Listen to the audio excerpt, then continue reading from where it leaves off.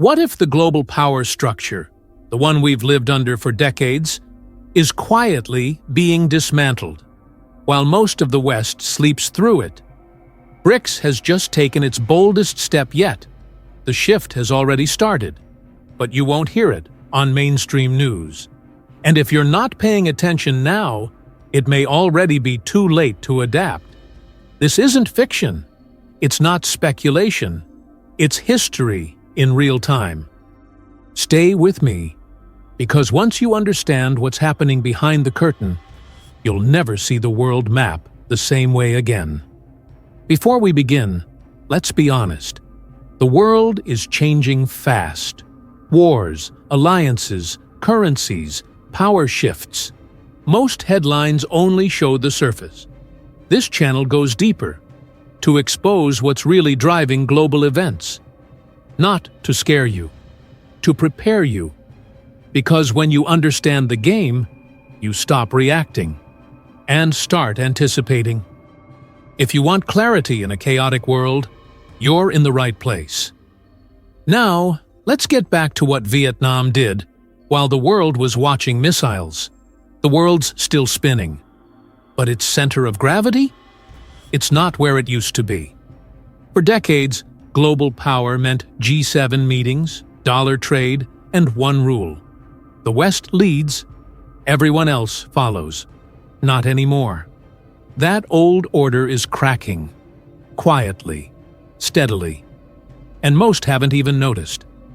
While missiles lit up the Middle East in June 2025, Vietnam made a move. No war, no threats, just one strategic step. And it changed everything. We'll get to that. But first, zoom out. Forget the flags. Look at people, resources, production.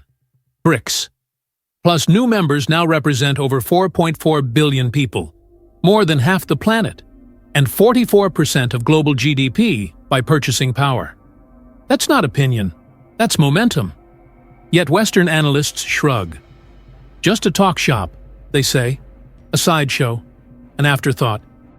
But when half the world starts building systems outside Washington's reach, banks, trade routes, digital currencies, that's not a sideshow. That's a new game. And most of the world is still asleep. So the question isn't, is BRICS important? That ship has sailed. The real question is, what does it want? And how far will it go to get it? That's where Vietnam comes in. What it did wasn't random. It was planned, timed, and it flew under the radar. We'll break that down. But to understand what's happening now, we need to go back to where this idea started and how an acronym born on Wall Street became a challenge to the world order. Let's begin. In 2001, inside the polished boardrooms of Goldman Sachs, a single idea took shape. Not in a government summit or revolutionary congress, but in an investment memo. Jim O'Neill, a British economist, coined the acronym BRIC to describe four rising economies: Brazil, Russia, India, and China. At the time, it was just a label, a way to track emerging markets for investors hungry for growth outside the aging West. But names have power, and this one didn't stay on paper. Less than a decade later, those four nations adopted the label for themselves. In 2009, they gathered for the first BRIC summit, this time not as assets in a portfolio, but as sovereign actors plotting their own course. A year later, South Africa joined, and BRIC became BRICS. Something was beginning. Something bigger than the acronym itself. Still, most in Washington and Brussels dismissed it. No common currency, no military pact, no shared ideology. Just meetings, just talk. But they overlooked the deeper signal. For the first time since the Cold War, the Global South had a platform not shaped by NATO, the IMF, or the dollar. And slowly, quietly, it started to grow roots. By 2024, that platform expanded. Egypt, Ethiopia, Iran, Indonesia, and the United Arab Emirates were added as full members. In 2025, another layer was added, 10 new partner countries, including Kazakhstan, Cuba, Nigeria, and Vietnam. With that, the BRICS 20 was born. Together, these nations represent more than 44% of global economic output when measured by purchasing power parity. But even more telling, they now speak for over half the planet's population. It's no longer a talking shop, it's an engine. But what is it building? The West still sees institutions through its own mirror. Alliances like NATO with tanks and treaties, economic clubs like the G7 with strict rules and ideological filters. BRICS is none of those. It has no single currency, no enforcement mechanism, but it doesn't need them. Because what BRICS offers is not structure, it's space. A space for countries long excluded from the rule-making table to start shaping rules of their own. That's the point most miss. BRICS was never meant to replace the G7. It was meant to outgrow it. And it's doing just that. Not by confrontation, but by accumulation. More trade, more cooperation, more control over the terms of engagement. One agreement at a time. One country at a time. Until suddenly, the center shifts. But there's one question that lingers in the minds of Western strategists. Why now? Why is BRICS expanding with such urgency in 2025? And why are nations like Vietnam, nations caught between great powers, choosing this moment to act? That question leads us to the new Cold War, and a quiet betrayal that almost no one noticed. History doesn't repeat itself, but it often reactivates patterns that never fully disappeared. In 2025, the vocabulary of Cold War politics returned, not through ideological speeches, but through strategic moves. Washington no longer hides its objective: to contain China, reroute supply chains, and build a web of alliances designed to isolate the world's second-largest economy. This time, the chessboard stretches across Asia, Africa, Latin America, and digital infrastructure. They call it friends whoring, a benign term for a sharp maneuver. Remove American capital from China and reinvest it in nations deemed friendly to U.S. interests. Nations like India, South Korea, and most pivotally, Vietnam. It sounds logical until you look deeper. Behind the scenes, the U.S. government has been working tirelessly to pull Vietnam into its sphere of influence. Bilateral deals, diplomatic visits, military overtures, even public remarks by American officials calling Vietnam a key ally in the new Indo-Pacific strategy. At first glance, the plan was working. American corporations, under pressure, began shifting manufacturing from Chinese factories to Vietnamese ones. Apple, Google, Intel, all following the script. But then, the script tore, because Vietnam wasn't reading from it. What most analysts forgot or ignored is that Vietnam's foreign policy rests on a foundation older than this Cold War, older than Washington's pivot to Asia. It is rooted in a doctrine of non-alignment. The four no's: no military alliances, no siding with one country against another, no foreign military bases, no use of force in international relations. It's not just rhetoric. It's survival strategy, honed through centuries of resisting empires, from China's dynasties to French colonizers, and finally, American bombers. So when the U.S. began treating Vietnam as a pawn in its anti-China strategy, Hanoi didn't react. It calculated. Then came the tariffs. In April 2025, the Trump administration announced sweeping duties, not just on China, but on Vietnam itself. 46% tariffs on key exports. A devastating blow. On the surface, it seemed like a miscalculation. But beneath the surface, it triggered something far more consequential. China saw an opening. Days after the tariff shock, Beijing dispatched President Xi Jinping to Hanoi. The result? 45 new agreements, ranging from high-speed rail to digital infrastructure, from energy cooperation to advanced manufacturing. In the span of 1 week, the fragile US-Vietnam alignment began to fracture, quietly, permanently. And yet, no major outlet connected the dots. No Western analyst asked the obvious question: why would Vietnam, targeted by both Beijing and Washington in recent decades, suddenly lean eastward? The answer came 2 months later, in the middle of a different crisis. While US and Israeli warplanes were pounding Iranian targets in June 2025, Vietnam made its move. It formally joined the BRICS as a partner country, without fanfare, without noise. The timing was surgical.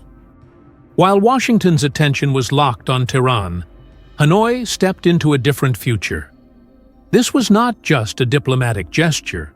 It was a message to the West, to China, to history itself. But it also reawakened an old question. Can a country caught between empires remain sovereign without being swallowed? And more urgently, what does Vietnam's decision tell us about the rest of the global South? Because Vietnam wasn't the only one watching. At first glance, Vietnam's entry into the BRICS partnership might seem symbolic. A minor event drowned in a sea of global crises. But symbolism is often strategy in disguise. And timing in geopolitics is everything. June 2025 wasn't just the month of missile strikes. It was the moment when a long, calculated pivot became irreversible. Vietnam had been invited to join BRICS at the October 2024 summit in Kazan, Russia. Several other nations announced their acceptance in January 2025. But Vietnam waited. For months, there was silence. No formal statement, no public position. Then, as airstrikes began over Iran and the world's attention fixated on the Middle East, Hanoi made its move. It joined, not loudly, not defiantly, but precisely when Washington could not respond. This wasn't a coincidence. It was a shield against pressure, retaliation, or diplomatic backlash. And beneath it, Vietnam delivered a clear message. It would not be used. Not by Washington. Not by Beijing. Not by anyone. But here's what most missed. By joining BRICS, Vietnam didn't just reject alignment with the West. It reaffirmed a deeper identity, one rooted in strategic autonomy. Its refusal to be absorbed into Cold War 2.0 wasn't about ideology. It was about sovereignty, and that sovereignty has a cost. The U.S. tariffs in April were not just economic punishment, they were warnings, but those warnings backfired. Instead of isolating Vietnam from China, they accelerated integration. The deals signed in May covered not just trade, but the architecture of future connectivity. Railways, ports, digital corridors, infrastructure not just for commerce, but for permanence. This is what Western planners failed to grasp. Vietnam is not switching sides. It's building exits. Exits from dependence, from coercion, from vulnerability. And BRICS provides those exits, not by replacing the dollar overnight or fielding an army, but by offering alternatives. Quiet, long-term, scalable alternatives. And those alternatives matter more than ever now. Because in a world increasingly divided into spheres of influence, the countries that maintain flexibility, not loyalty, will shape the next era. And Vietnam has just drawn a blueprint for how to do that. But here's where it gets even more strategic. This wasn't just a message to the US or to China. It was a signal to the global South. A signal that said, you can say no, you can wait, you can choose your moment, and still join the table. And several others are now listening.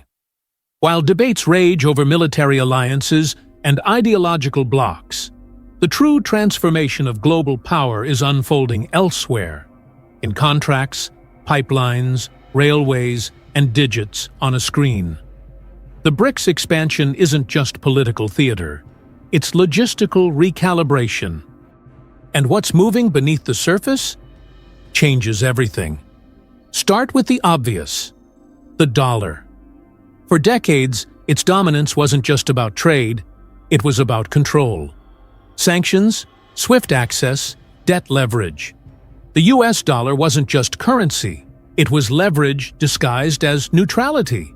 But that illusion is eroding. From 2021 to 2024, trade among BRICS members surged over 40%, reaching more than $700 billion, but the more important metric is how that trade was settled. Increasingly, in local currencies. The Chinese yuan alone has overtaken the dollar in many bilateral deals, especially between Russia and China, and now between China and Southeast Asian states. These aren't isolated experiments. They are stress tests for a future in which the dollar is optional. But currency is only part of it. To bypass Western systems, you need more than new money. You need new arteries. Enter the real engine: infrastructure. The BRICS states, led by China's Belt and Road Initiative, are quietly building a parallel world. Fiber optic cables not routed through California. Payment systems not cleared in New York. Ports controlled by local governments, not foreign conglomerates. And now, digital currency platforms, not theoretical ones but operational, running on blockchain systems developed outside the West. Vietnam's 45 agreements with China in May 2025 weren't just about railways. They were about joining this web. About embedding itself into a system where goods, data, energy, and capital move without Western permission. Slowly, this system is forming a nervous system for the BRICS world. Flexible, adaptive, and increasingly independent. The new development bank, based in Shanghai, is part of this ecosystem. Though still small compared to the IMF or World Bank, its lending model is different. No structural adjustment conditions, no political pretexts. Just financing, often in local currency, for real projects with strategic return. And the impact is visible. In Brazil, Chinese company BYD has taken over abandoned Ford plants, transforming them into hubs for electric vehicle production. Vehicles exported not to Detroit, but across the global south. In Africa, rail corridors are being restored not by colonial-era companies, but by Sino-African joint ventures. In Southeast Asia, Vietnamese electronics are now assembled with parts routed through Chinese infrastructure, not American supply chains. It's not just about efficiency, it's about insulation. Insulation from sanctions, from tariffs, from geopolitical blackmail. And yet, this system remains largely invisible in Western discourse. It's as if the shift doesn't exist, because it doesn't yet have a name. But that's the danger. When a new system is growing silently, it's often underestimated, until it's too big to ignore. That moment is approaching. But there's still one question that haunts this quiet revolution. Can BRICS hold together long enough to consolidate this momentum? Or will internal divisions crack the foundation before it fully forms? And what happens if it doesn't crack at all? No system expands without resistance. And BRICS, as it moves from symbolic bloc to functional architecture, faces growing friction, not only from outside powers, but from within its own ranks. The question is no longer whether it's growing, but whether that growth can be sustained. And more importantly, what happens if it is? Let's begin with the cracks. Internally, BRICS remains a diverse assembly of political systems, rival national interests, and conflicting regional ambitions. India and China, despite deep trade ties, remain geopolitical competitors. Brazil shifts course every election cycle. Russia, isolated from the West, seeks influence wherever it can gain leverage. These contradictions aren't theoretical, they are active tensions, and they raise doubts. Can this bloc function as more than a patchwork of convenience? But doubts can distract from direction. Because even amid these differences, cooperation is deepening. Not ideologically, but pragmatically. Trade flows are increasing. Joint development banks are expanding credit. Cross-border infrastructure is being linked. When the incentives align, ideology fades, and logistics take over. That's what makes BRICS different from Cold War blocs. It is not a military pact. It's not even an alliance in the classical sense. It is a fluid system of shared needs: energy security, trade routes, industrial autonomy, and above all, insulation from Western leverage. And as the global economy grows more volatile, that insulation becomes more valuable. So what are the scenarios? Scenario 1. Consolidation. Over the next 5 to 10 years, BRICS expands to include over 30 full and partner members. A joint currency used for cross-border trade, not to replace the dollar globally, but to replace it where it matters most: energy, food, and raw materials. Key trade corridors are formalized, linking South America to Africa, Africa to Asia, and Asia back to South America. In this world, the West no longer dictates terms, it negotiates. Scenario 2. Containment. Faced with this shift, the US and its allies escalate countermeasures. Sanctions are tightened. Trade agreements are revised to exclude BRICS firms. Investment in dollar-based systems is incentivized. Covert operations destabilize member states. The goal isn't to destroy BRICS, but to fracture it, to freeze its growth, to delay the inevitable. Scenario 3. Fragmentation.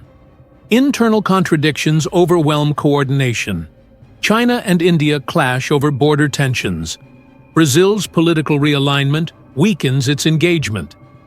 Russia's overreach provokes diplomatic fatigue. Momentum slows.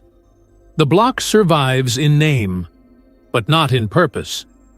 But there is one scenario rarely discussed, because it's not dramatic. It's silent. Scenario 4. The unnoticed transition. No collapse, no war. Just slow, steady erosion of old systems and the rise of new ones. The dollar doesn't fall, it fades.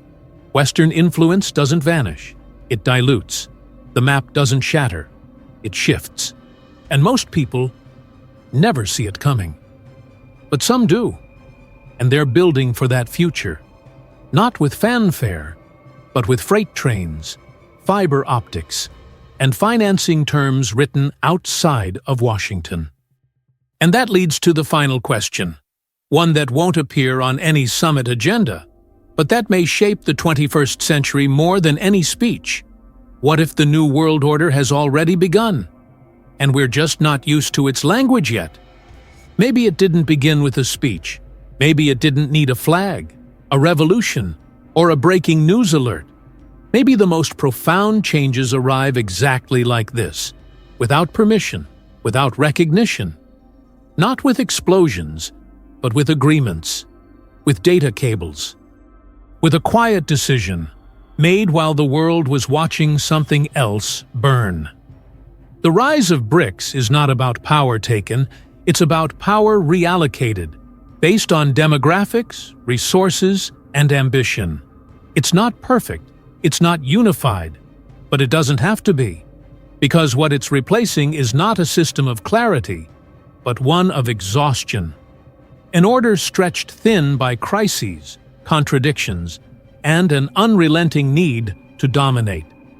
In that vacuum, a new structure is forming, not announced, but constructed, patiently. And Vietnam's decision to wait, then join, is proof of this new rhythm. Calculated, non-aligned, strategically sovereign. It did not reject the West out of ideology. It chose an architecture that gave it space to develop, to trade, to exist without being instructed. Now imagine that same calculation happening in Nigeria, in Malaysia, in Bolivia. Not as rebellion, but as realism. Not as ideology, but as insurance. That's how orders change.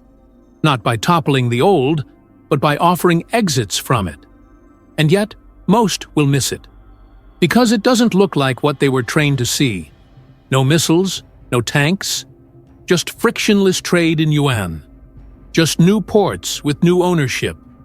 Just apps that don't use Silicon Valley servers. And by the time they do see it, the gate will already be built. There's still time to understand.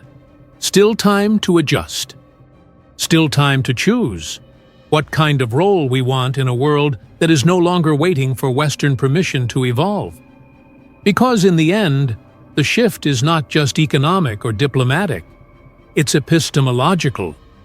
It's about what we're willing to believe is possible and what we fear might already be happening. If this resonated with you, don't keep it to yourself. Share it. Reflect on it. Discuss it.